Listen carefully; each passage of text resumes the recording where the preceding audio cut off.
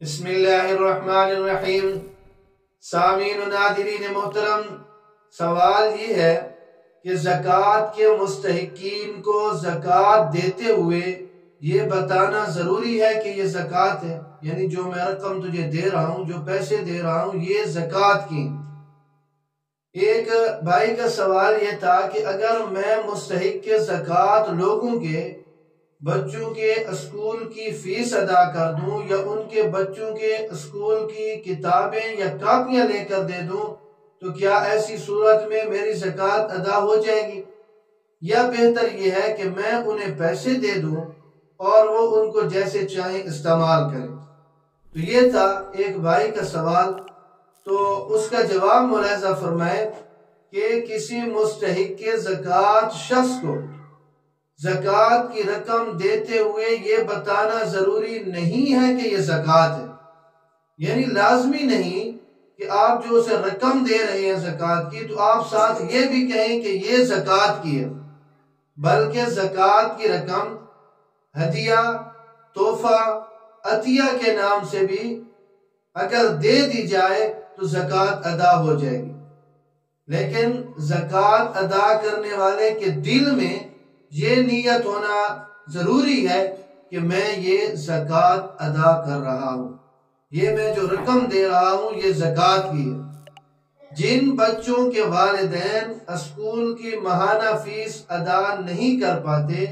یا کتابیں نہیں خرید پاتے، اگر وہ زکوٰۃ کے مستحق ہیں تو آپ انہیں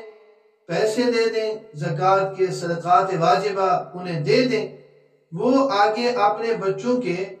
سکول کی فیسیں ادا کریں یا کتابیں خریدیں یا جیسے چاہیں ان کو استعمال کریں، زکوٰۃ دینے والے کی زکوٰۃ ادا ہو جائے گی۔ اسی طرح اگر زکوٰۃ کی رقم سے کتابیں، کاپیاں، اسٹیشنری مستحقین زکوٰۃ لوگوں کے بچوں کو خرید کر انہیں اس کا مالک بنا دیا جائے تو بھی زکوٰۃ ادا ہو جائے گی۔ یعنی ایک یہ ہے کہ یہ رقم دیں، پھر وہ اس ترتیب سے کتابیں لیں یا اسے جیسے چاہیں استعمال کریں، یا یہ شخص کتابیں لے کر، کاپیاں لے کر، اسٹیشنری سامان وغیرہ لے کر یہ دے دے، انہیں مالک بنا دے تو یہ بھی ٹھیک ہے، لیکن براہ راست اسکول والوں کو یہ زکوٰۃ کی رقم اس بچے کی فیس کی مد میں دینا یہ درست نہیں ہے کہ یہ اس بچے کی کتابیں لیں گے، اس بچے کی یہ فیس ہو جائے گی ماہانہ، کیونکہ اس میں مستحق کے زکوٰۃ کو جو مالک بنایا جاتا ہے نا، جسے تملیک کہتے ہیں شریعت کی اصطلاح میں، وہ نہیں پائی جاتی۔ جب تملیک نہیں پائی جاتی جو کہ زکوٰۃ میں شرط ہے تو لہذا یہ زکوٰۃ پھر ادا نہیں ہوگی۔